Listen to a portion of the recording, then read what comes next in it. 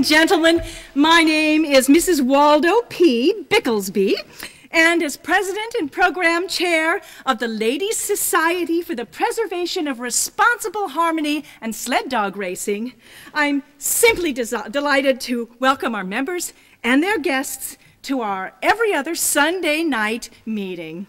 Now, I'm sure you've all been anticipating tonight's lecture as much as I've been, but of course, before we do that, and before we introduce our speaker, by the bylaws, we have to hold our regular business meeting. So, I move that we dispense with the reading of the minutes. Oh, well, all those in favor of... Well, now, as to the treasurer's report... I move that we dispense with the reading of the treasurer's report. Well, my, aren't we all eager? Now, all the ladies in favor... Oh. Well then, just a few announcements before we begin. Due to the unseasonably warm weather, Mrs. Joseph Redwig has postponed until next winter her very popular class in building and decorating your own ice cave. Oh, I know, ladies, I know. Well, and it's been brought to the attention of the board of directors that there's a slight typographical error in last month's program schedule. October's program should read the Bel Canto Singers, not the Bel Canto Sinners. Sorry.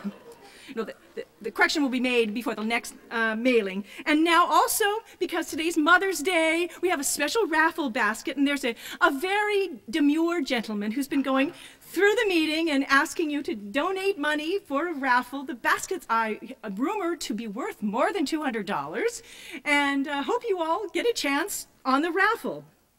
We will be announcing it after intermission. You'll be able to buy tickets at intermission also. And now, without further ado, please, all of you stand for the singing of the Ladies' Society for the Preservation of Responsible Harmony and Sled Dog Racing Anthem. That's right. On your feet, please. Hands to your hearts. Begin.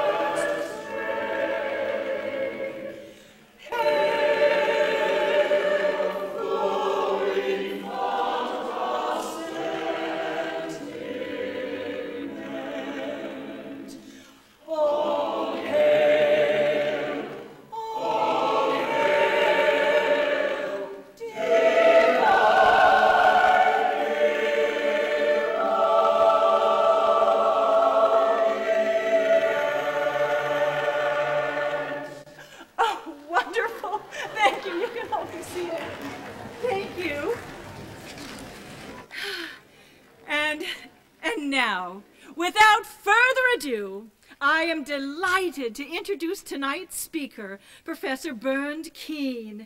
The professor comes to us from Pratt Falls University, where he heads the Department of Late Victorian Light Opera Studies. He holds a PhD in Gilbert and an MFA in Sullivan. His hobbies include rock climbing, canasta, sculpting, chili cook-offs, and long walks on the beach. Yes. We are honored to be the first group to hear his startling new theory regarding the light operas of Gilbert and Sullivan. Ladies and gentlemen, Professor Kuehn.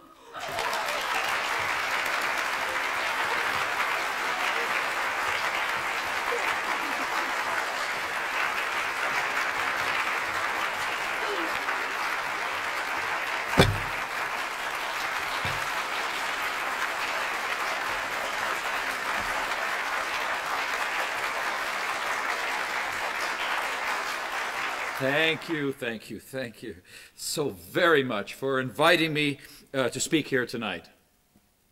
The enduring and often fractious team of William S. Gilbert and Sir Arthur Sullivan created 13 operettas. Gilbert wrote the dialogue and the lyrics, while Sullivan composed the delightful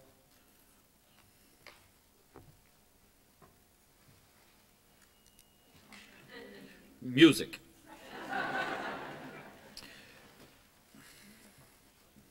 It's been my great pleasure to spend the whole of my professional life in the study of the works of these two great men. I know every line of dialogue, every sharp, every flat, every character and plot, as well as I know the back of my own head. It was because of this storehouse of knowledge that I discovered a heretofore unknown Gilbert Sullivan operetta cleverly hidden among their existing works. A fully formed plot, embellished with the team's most well-known trios, duets, and chorus numbers from their greatest works, all woven together into an entirely new operetta. And now, ladies and gentlemen, with help from the Pratfalls Power and Light Opera Company, I am pleased to present to you, after decades of investigation, the fruit of my research, the astounding, the never-before-seen 14th Gilbert and Sullivan operetta.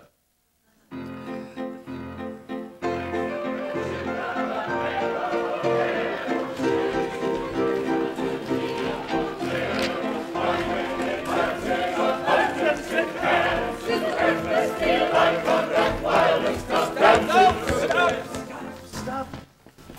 Not yet.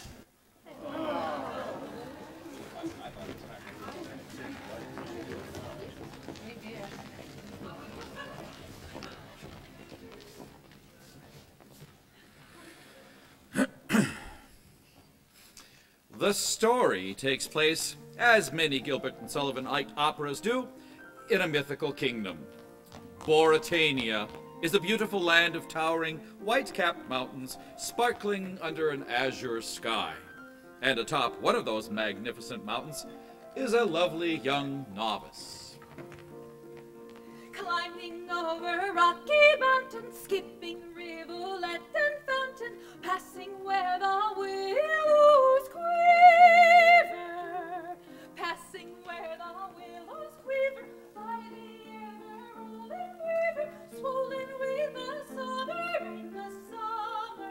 rain, threading long and leafy mazes, dotted with unnumbered daisies, dotted with unnumbered daisies, scaling rough and rugged passes, leaping over big crevasses, till the mountain top I gain, scaling rough and rugged passes, leaping over big crevasses, till the mountain top I gain.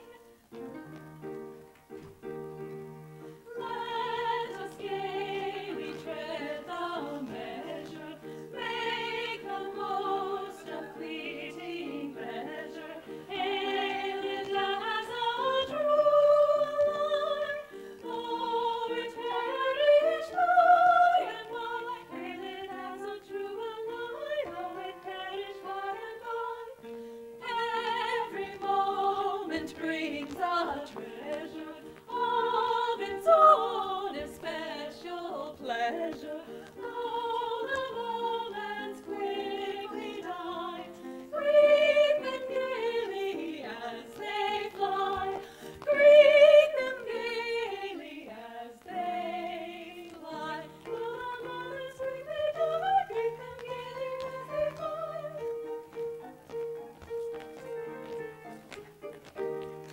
Far away from toil and care, reveling in mountain air, here I live and reign alone, in a world that's all my own, here in this my rocky den, far away from mortal men, I'll be queen and make decrees, they may honor